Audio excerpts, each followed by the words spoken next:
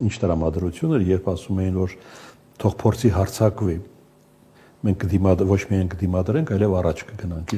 Ես շատ բան եմ հիշում, այո, նման բաներ հիշում եմ, բայց ես այդտեղ զինվորականներին չէի մեղադրի, գիտեք ինչի,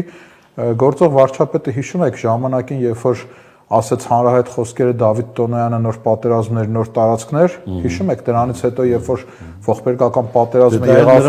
ահա, բայց հիշում եք դրանից հետո վարչապետը ինչ ասեց, եթե իմ պաշտպանության նախարարը այլ կերպ ասեր, ես իրեն կպատժեի, պատժել բառը գուցե չօգտագործեց, բայց բերեց նրան, որ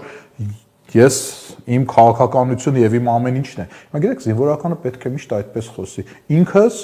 նույնիսկ սուբյեկտիվ, նույնիսկ չհավատալով հաղթանակին զինվորականը պարտավոր է այդպես խոսել։ Ես զինվորականներին չեմ մեղադրում։ Ինչպես եւ չեմ մեղադրում փաստաբաններին, որոնք չեն ընդունում իրենց պաշտպանյալի մեղքը, դա իրենց մասնագիտական խոսույթն է։ Այլ հարցը, որ քաղաքական գործիչը պետք է իմանա ինչ է խոսում։ Եվ վերադառնալով 2019 թվականի բանակցային առաջարկին, մայիս-հունիս ամիսներին գալիս է բանակցային առաջարկ, արդեն գիտենք դա,